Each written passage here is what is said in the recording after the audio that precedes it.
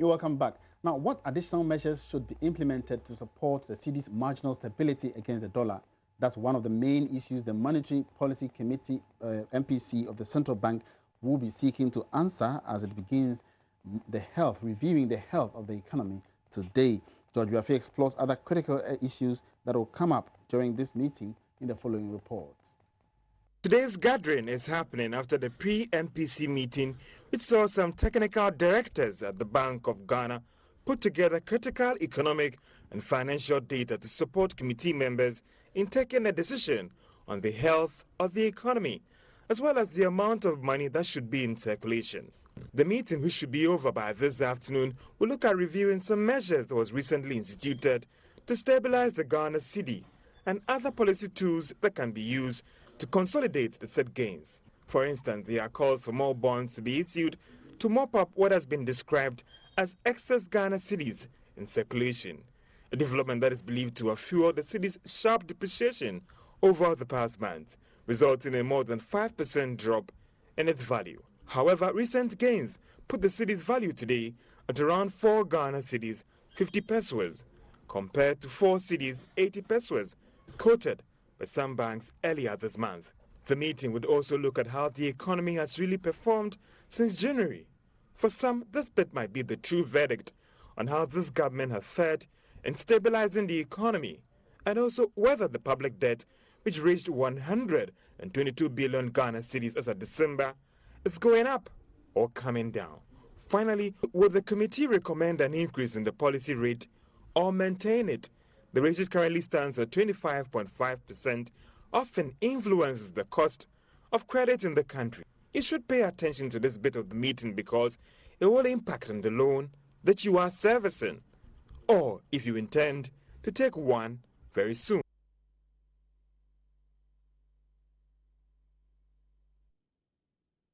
Now let's do some more analysis on this particular development, and we have Courage Mate. He's an economist with Databank, who shares his thoughts on the new policy rates.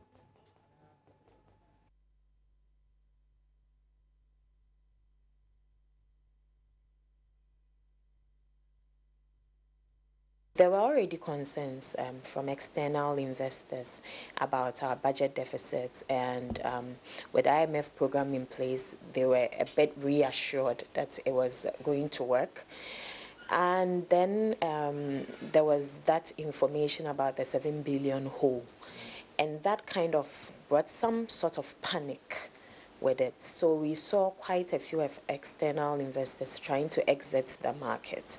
So there was really a high demand on the dollar. And based on that, we saw the cedi depreciating. Now, and also they were not sure of the government's direction because the budget was yet to be read. So we saw them moving out of the markets, and then there was the normal demand from customers trying to buy, to sell, etc. So we saw the cedi really depreciate in that moment. Now, when the budget was read, there was renewed confidence in the economy. It was generally received positively by the external investors. And so we saw that the exits from the market stopped, and we actually had external investors trying to invest back into the market.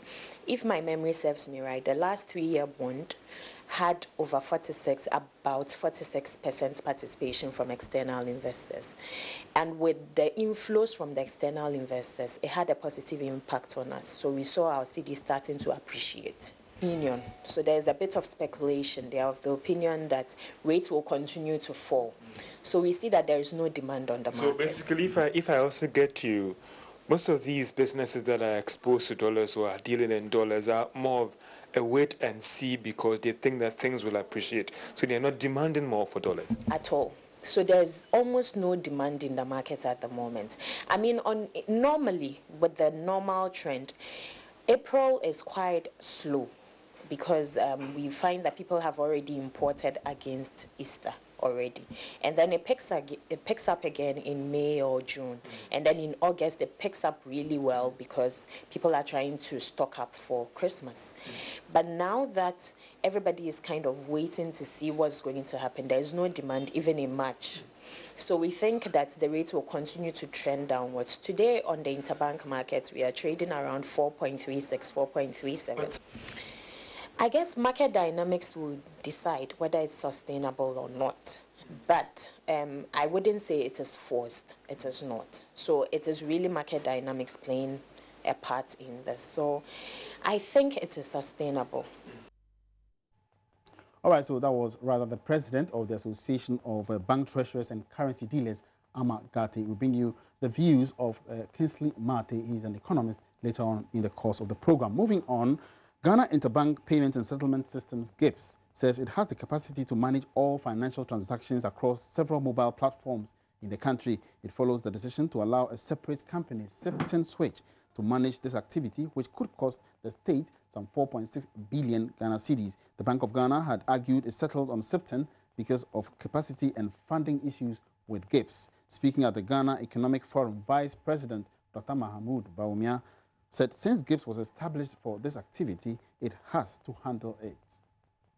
I believe that GIPS, the Ghana Interbank Payment and Settlement Service, is in a unique position to bring the banks and the telcos together to make their platforms interoperable so that you can transfer money between the telcos and the banks and so on very, very easily, back and forth between eSwitch and the telcos and so on. This is something I would honestly challenge you, and I want to challenge GIPS and the banks.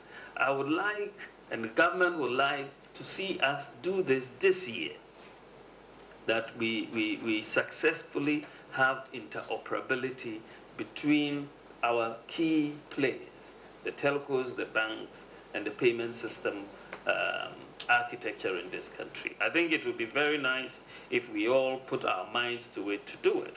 And I think you guys should be talking a bit more for us to get it done. I want to encourage banks and mobile network operators to collaborate to increase the range of services available to customers. With many Ghanaians owning mobile phones, it offers limitless opportunities for the other sectors to introduce vast majority of our citizens to financial products.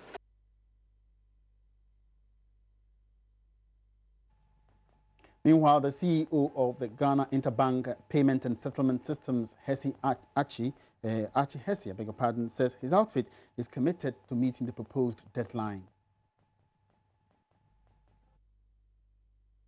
It was a very bold statement. I mean, mind you, what His Excellency was talking about is actually in the roadmap, payment systems roadmap that was devised a couple of years ago. And what he has done is to fast track the implementation. We at GIPS, we are prepared, we are ready, but it's not a challenge just for GIPS. It's a challenge for GIPS, the banking fraternity, as well as all the EMIs, that's the mobile money companies. There is a situation in the country whereby if I have money on my eSwitch card, I'm able to push it into my bank account and sign a check against it. Or if I have too much money in my bank account and I need to use my eSwitch card somewhere and there is nothing on my eSwitch card, there's no money on my eSwitch card, I'm able to use at the point of sale device, I'm able to push money from my bank account onto my eSwitch card. Is that the situation when it comes to mobile money? The answer is no. So we need to move to a situation where we do not have any barriers within the payment platforms that we have in the country. What am I talking about?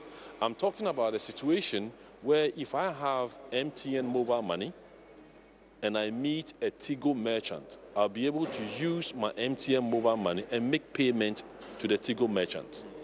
In the absence of interoperability or an integration between MTN and Tigo, we will not be able to do that.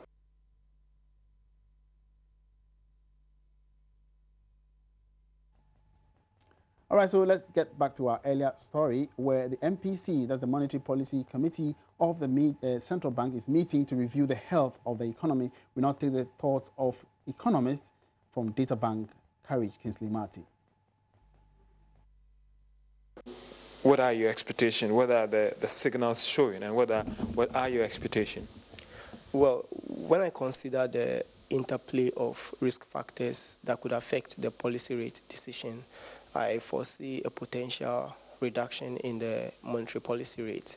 And that's mainly due to two key debates or arguments that can be put forward. One is the inflation argument, and the second argument is the interest rate alignment argument. On the inflation argument, you would see that towards the end of last year into this year, the cedi was depreciating quite fast. And the first MPC meeting feared that this sharper pace of depreciation could result in higher inflation pressures in the subsequent months. And so they chose to leave the policy rate unchanged at the 25.5% level in January. It turned out at the last inflation reading that inflation actually came down on a year-on-year basis. But most importantly, on a month-on-month basis, where you should have seen the exchange rate impact, it was even a sharper fall on a month-on-month basis. So this may be showing that the exchange rate pass-through may not have been as dire as initially feared. And so that will create some room for policy easing. Again, if you look at the fact that the cedi itself is correcting itself, the depreciation is recorded, and it's recovering some of its lost values. And as we speak, it has recovered about 1 month's value that it has lost, and it's trading at a level it was as at February. And that also creates the room for policy easing because the inflation outlook is a bit more improved on the back of the recovering cedi. Then you look at the fact that at the last budget, the budget cut the special petroleum tax from 17.5% to 15%.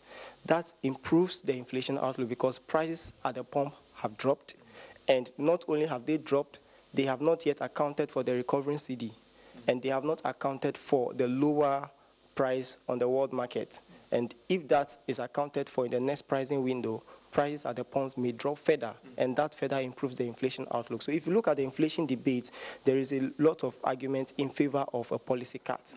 Then you look at the interest rate alignment argument, which shows that at 25.5% level, the banks, the commercial banks, can buy the Bank of Ghana bills and earn 25%. But then at T-bills of 17%, if they buy T-bills, they will be earning 17% per annum.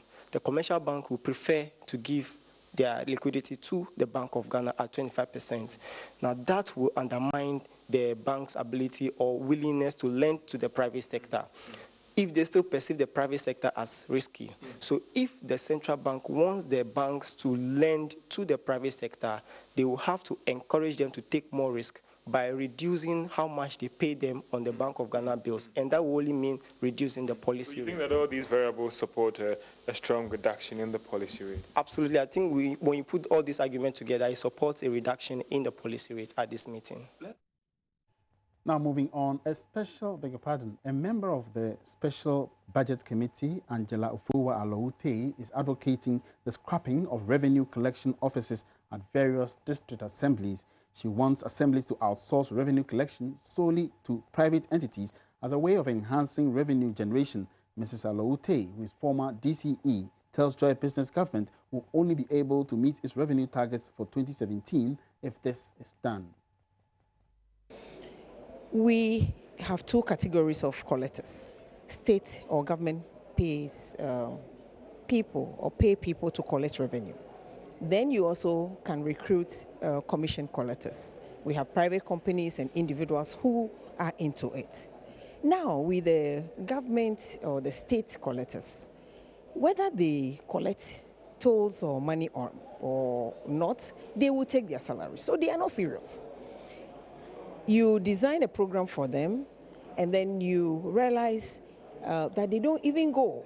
Isn't that the result of lack of effective monitoring when it comes to these state collectors? No, I disagree. Monitoring or no monitoring, let's take it that you are a collector. You wake up from your house and you go to maybe one of our markets, Logba Market. And we also have a task force that will follow up after a while to see if you are there. You get there, he's not there, or he or she is not there, collecting revenue. And we'll tell you, oh, I went to town to collect revenue from the shops or whatever. You go back to check, and the person did not go. And so you do everything, they will find a way of dodging their responsibilities and not doing it. So why are we paying them? And then there's the second group of collectors. Yeah, they are private people that come around with their proposals and collect revenue. With the kind of supervision we give at Afajato South District Assembly, and as a result of that, we're the first in the whole of the Volta region last year, you can monitor and they will collect revenue for you well. Why am I saying so? Assuming the budget to collect IGF or the internally generated fund is 50,000. They come with a proposal and tell you that, okay, you as an assembly collected 50,000, we want to do 70. Why not? After 3 months, you meet, review, and see if they are on course. If they are not on course, you make your points clear, and then you make sure you get results. Other than that, you don't go into the agreement. Maybe halfway through, you put in the proposal a clause that can make you leave, or when the person is not performing. But to have people on government payroll taking so much salary for no work done and also collect revenue and pocket half, as the first deputy speaker, he didn't actually say so, but he said something around on Fridays or something. That one for me, I think it's time we stop paying government revenue. Now, government is taking the National Solar Rooftop Program a step further with the planned deployment of panels at ministries, departments, and agencies across the country. The program, initially meant for households, has seen several homes fitted with the system, thereby reducing their dependence on the national grid. Minister of Energy Boakye Jarko announced this at the launch of a solar PV system by the German Development Corporation. The system developed by the corporation seeks to offer consumers a cheaper alternative. Cost is reduced by some 40% and requires less space for installation. GIZ Country Director Alan Walsh, delivering a welcome address, urged government to invest more in the sector to create more jobs. A renewable energy and energy mix to contribute to the mitigating climate change, protecting the environment, and also very important for economic visibility. And because it brings benefits to the energy system and to the society at large. Energy Minister Boakye Jarko outlined plans to get state agencies off the power grid. We intend to go further. We intend to step on the accelerator and make sure that we do even more than we are doing now within this year. It is against this background that we intend to expand the solar program to cover all residential, non-residential facilities such as ministries, departments, agencies across the country. The issue of finance has been thorny in the past, leading governments not to push through the dream. The energy minister is confident that hurdle will be crossed this time. You see, solar is self-financing. You can put in mine. Mine is financed over 5 years, right? Those who do reverse metering, some actually generate and get the credit to pay for the equipment.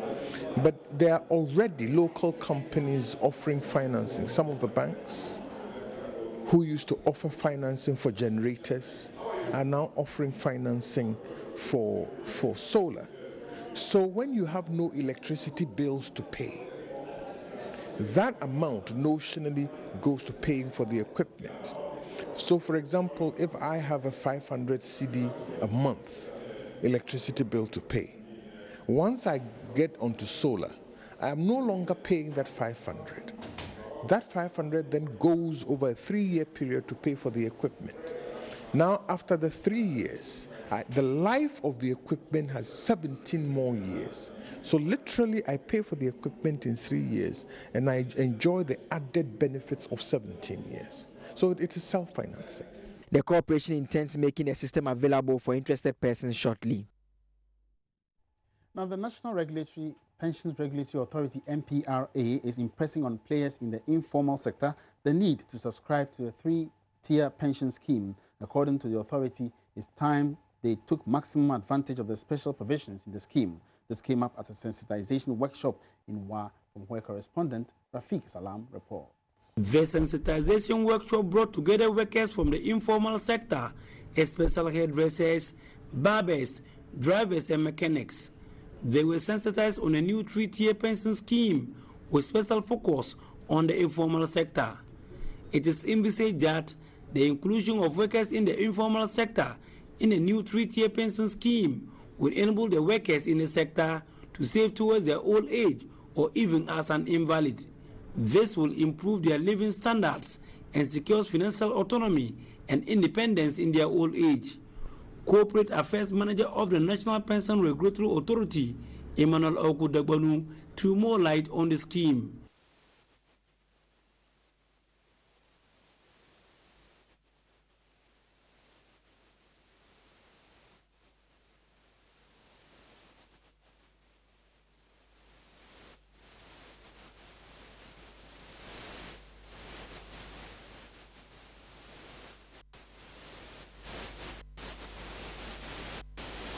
Over 85% of the Ghanaian workforce is in the informal sector, with majority of them believed not to be contributing towards their retirement.